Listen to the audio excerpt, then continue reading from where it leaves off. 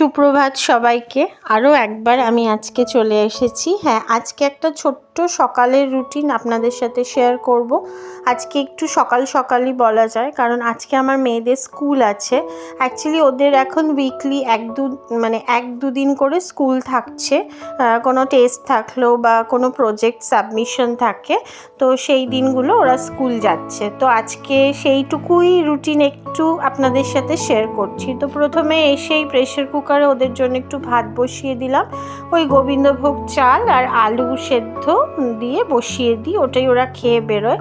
ডিমটা খেয়ে যায় না, কারণ স্কুলে ডিমটা একটু হেভি হয়ে যায় ওদের, সেই কারণে সকালে ওরা ডিমটা খায় না। ওই আলু সেদ্ধ ঘি দিয়ে খেয়ে চলে যায় ভাতটা। উল্টো দিকে আমি ওদের লাঞ্চটা প্রিপেয়ার করছি, কারণ পাস্তা দেবো আজকে। পাস্তাটাই ওরা ভীষণ ভালোবাসে, তো ওটা আমার করতেও সুবিধা হয়, সকালের দিকটায় ইজি হয়ে যায়, তো সেই কারণে পাস্তাটাই করি। তো এটা রেগুলারই চলে। তো আজকে ভাবলাম আমি তো আবার যখন ভিডিও করছি, তো কেননা একটু সকালের রুটিনটা শেয়ার করি। তো সেই কারণে আমি এইটুকুই, আজকে খুব ছোট্ট একটা ভিডিও হবে, তো সেটাই দিচ্ছি আর কি। তো প্রথমে আমি পাস্তাটা একটু জলে জাস্ট সেদ্ধ করব, বেশিক্ষণ আমি আর এই পাস্তাটা না খুব ভালো তাড়াতাড়ি সেদ্ধ হয়ে যায় বলাই যায়। তো পাস্তাটা সেদ্ধ করে আমি একটু ড্রেন আউট করতে দিয়েছি। তার মধ্যে এখানে টুকটাক যেটুকু থাকে, মানে দুটো গার্লিক জাস্ট ক্লোভ নিয়েছি আমি, ওটাকে একটু চপ করে নেবো। আর সেরকমভাবে কিছু মশলা আলাদা থাকে না, তেলের মধ্যে বা বাটারের মধ্যে এটাকে টস করে নিই, আর একটু সুইট কর্ন দিয়ে আমি বানিয়ে দিই। খুবই হালকাভাবে করি, চেষ্টা করি টিফিনে যেটা দিই সেটা একটু বাটারে করে দেওয়ার, কারণ তেলটা তো অনেক সময় যতই টিস্যু র্যাপ করে দিই বা যাই করি, অনেক সময় তেল বেশি হয়ে যায়, বোঝা যায় না, আমি না বুঝতে পারি না। পাস্তার ক্ষেত্রে তেলের পরিমাণটা বেশি হয়ে যায় আমার কাছে, তো আমি ওই জন্য সবসময় চেষ্টা করি বাটারে দেওয়ার, তাতে কোনো অসুবিধা হয় না। তো এখানে জাস্ট একটু কুচো করে নেবো রসুনটাকে, তারপরে ফ্রাই প্যানে বাটার দিয়ে জাস্ট নাড়াচাড়া। আর এখন এই পাস্তার ট্রেন্ডটা এত হয়েছে বাচ্চাদের মধ্যে, সবসময় নয় হোয়াইট সস পাস্তা করো, নয় পাস্তা এমনি করে দাও, আলাদা করে এই নুডলস খাওয়ার ব্যাপারটা। আমাদের ছোটোবেলায় যেরকম আমরা ভীষণ একটু নুডলস হলেই খুব খুশি হয়ে যেতাম, আমাদের ছোটোবেলায় তো পাস্তার ব্যাপারটাই ছিল না।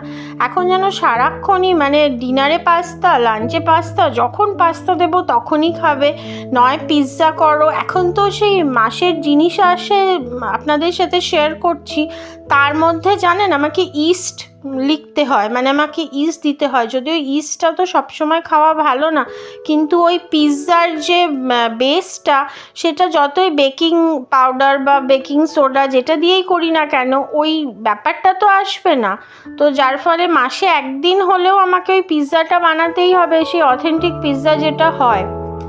তো নিশ্চয়ই শেয়ার করব, কারণ মাসের ওই একদিন তো অবশ্যই ইনক্লুডেড হবেই আমার ভিডিওতে, তো সেটা নিশ্চয়ই দেখতেই পাবেন আপনারা আমি কিভাবে বানাই।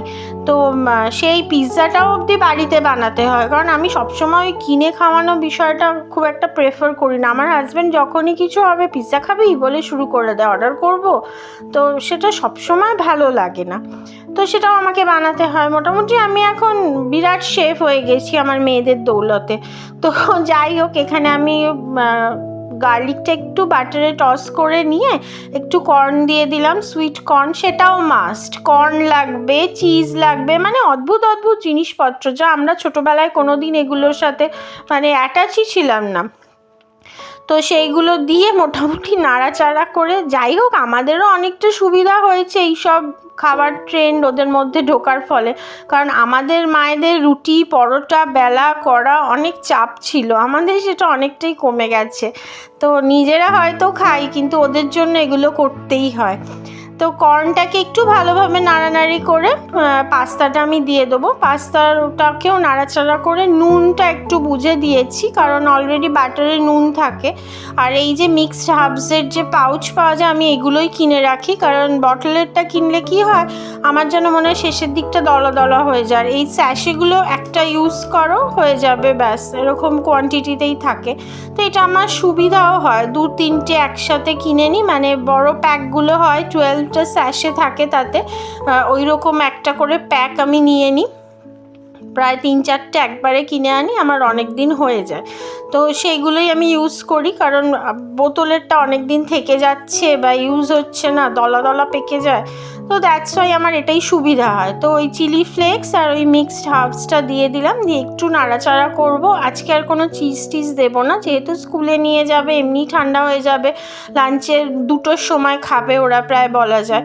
তো ততক্ষণে ওটার আর কিছু থাকবে না। চিজটা ওই হোয়াইট সস পাস্তা হলে সেটাতেই সুবিধা হয়।